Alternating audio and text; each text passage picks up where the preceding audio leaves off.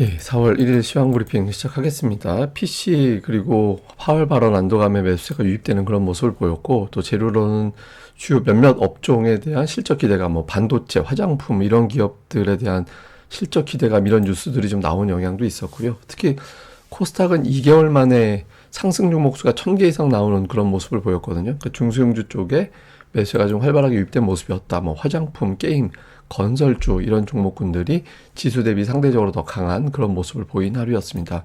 지수가 올라갈 수 있었던 거는 미국 물가 지표에 대한 안도감, 주말에 나왔던 PCE 지표가 예상치대로 나왔다라는 점. 이게 혹시 튕겨 올라가면 미국의 금리 인하가 3번이 아니라 1번 또는 2번 뭐 이 정도 되지 않을까 이런 걱정이 있었는데 PC가 예상대로 나오면서 안도감을 줬고요. 그리고 중국 경기에 대한 우려도 좀 진정이 됐습니다. 그러니까 중국 제조업 지표인데 좀 흘러내리거나 정체되다가 이제 올라서는 그런 모습을 보였잖아요. 그러니까 미국 경제, 미국 물가 괜찮고 중국 경기 침체, 경기 둔화에 대한 우려감도 완화가 되고, 그러니까 수출 많이 하는 우리나라 입장에서는 긍정적인 뉴스가 되는 거죠.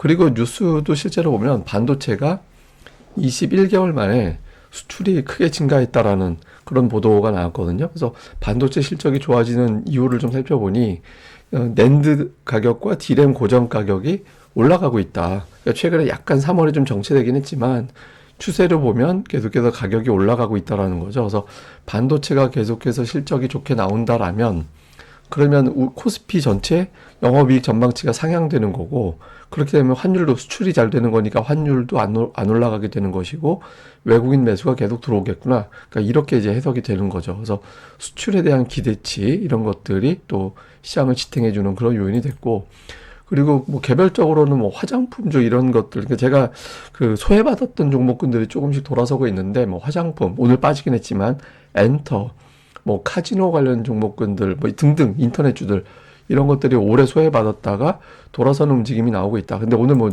그 화장품주 실적이 좋다더라 이런 내용까지 나왔거든요. 그래서 최근에 좀 완만하게 움직이다가 오늘 급등을 했고, 화장품주가 강하다라는 거는 중국 관련된 소비가 늘어나는 건가 이렇게 해석이 됐잖아요. 그래서 중국 관광객들이 많이 온다 이렇게 됐을 때 또 기대값이 있는 게 또 파라다이스 같은 일부 카지노 관련된 종목들이죠. 그래서 카지노, 화장품 이런 종목군들이 좀 올라가면서, 그러니까 상승하는 종목군들이 좀 다양해졌어요. 예전에는 뭐 반도체면 반도체, 뭐 밸류업이면 밸류업 이렇게 편중돼서 올라가다가 여기저기서 올라갈 수 있는 종목군들 뉴스가 좀 많아졌다라는 점, 이런 것들도 긍정적인 뉴스를 흐름을 만들어 주는데 일조를 했습니다. 그리고 4월은 전통적으로 증시가 괜찮았거든요.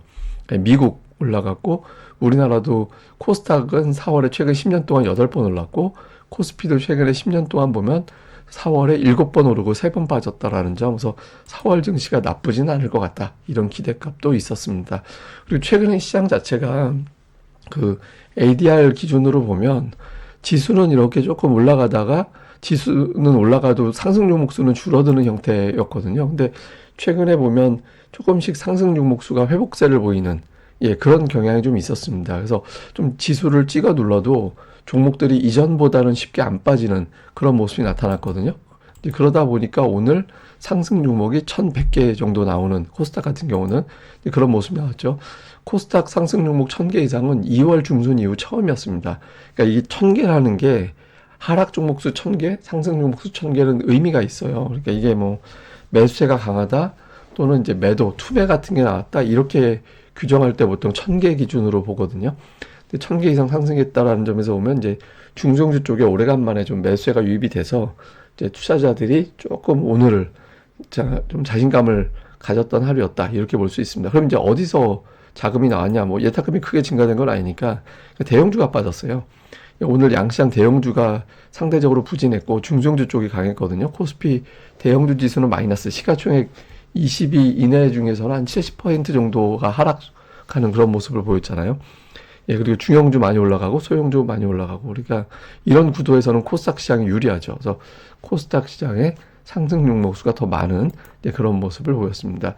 특징적으로는 삼성전자인데, 제가 삼성전자를 왜 보여드리냐면 오늘 아침인가요? 제가 달러 차트로 봐야 된다. 지금 삼성전자가 연중 최고치 같이 보이지만 다르게 보면 달러 차트를 바꿔놓고 보면 삼성전자가 정확하게 연고점 부근이기 때문에 이걸 돌파하는 게 되게 중요하다. 그래서 오늘 장에서 이게 이제 고비다, 삼성전자는.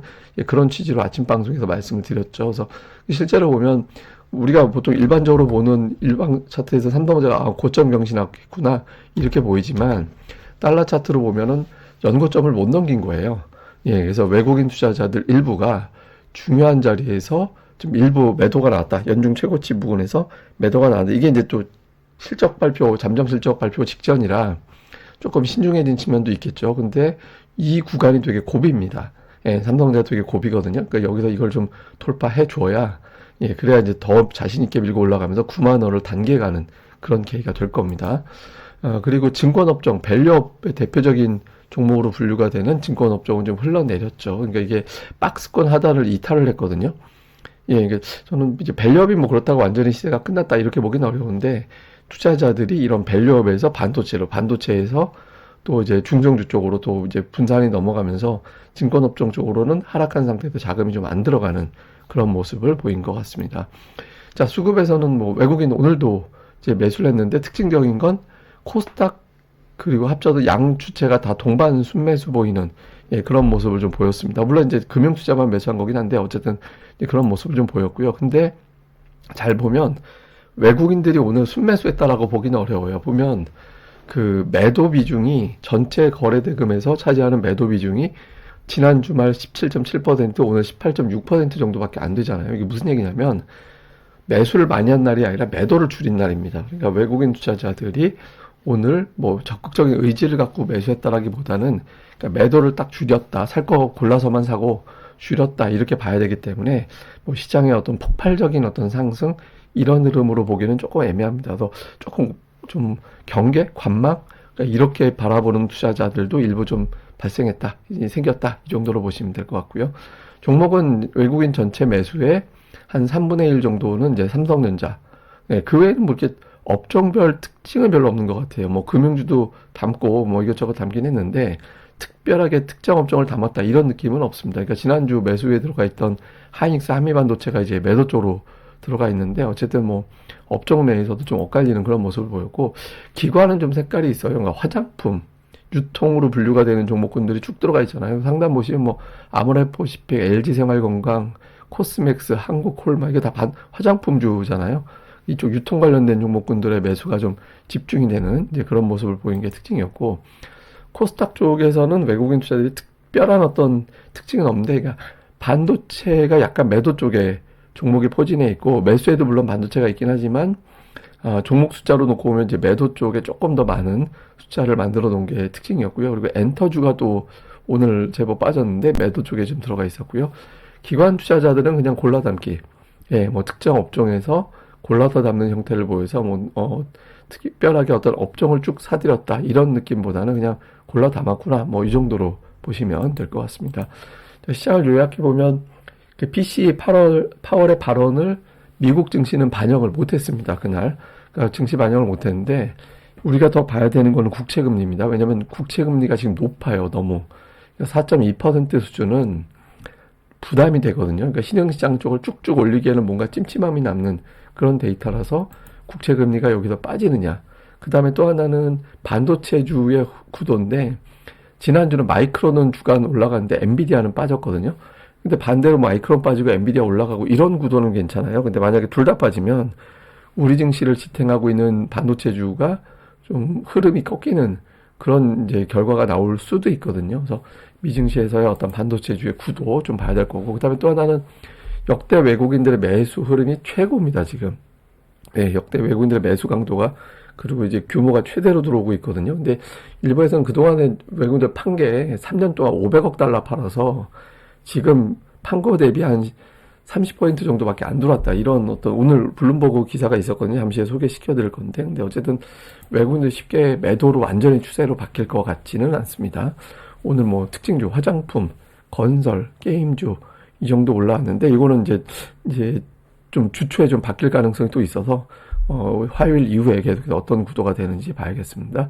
자, 외국인들 매수 관련해서 블룸버그에 오늘 어떤 기사가 나오냐면 외국인들이 분기 사상 최대로 매수했다는 거예요. 그러니까 한 140억 달러 정도 매수를 했는데 이게 우리나라 증시 사상 분기 매수로는 최대랍니다. 근데 이제 매수한 게 AI, AI에 대한 어떤 기대감 이런 것들이 들어와서 실제로 전체 매수 들어온 거에 상당 비중이 삼성전자하고 SK하이닉스 쪽에 들어가 있었거든요. 근데 그 외에도 보면 꼭 그렇게만 된 건 아니에요. 보시면 삼성전자가 5조 5천억 원 정도 매수가 들어왔죠. 근데 우선주까지 합치면은 6조 5천억 정도 되거든요. 하이닉스가 1조 7천억 정도 되니까 실제로 보면은 거의 한 뭐 8조 원 정도는 그 반도체에 들어가 있는 거고, 그 외에도 보면 뭐 자동차도 있고, 자동차예요, 자동차. 그 다음에 이제 밸류업 관련된 종목이 있고, 그러니까 전차, 밸류업. 이제 구도로 외국인들은 좀 보고 있거든요. 그래서 이 구도가 이게 쉽게 꺾이지는 않을 것 같습니다. 그래서 이제 이런 어떤 매수 기조가 계속해서 유지가 된다라면 좀 종목 장세는 나올 것 같은데, 다만 이제 단기적으로는 모멘텀이었거든요. 시장을 와 하고 끌어올릴 만한 재료가 없어서 지수 자체보다는 이제 종목별 순환, 그 순환하다가 어느 순간 메인 대장주가 조금씩 이제 윤곽을 보이는 2분기의 어떤 이제 윤곽이 나오게 되는 그런 주간이 될 것 같아서 이번 주에 그 구도에 좀 집중을 하면서 내용들을 전달해 드리겠습니다.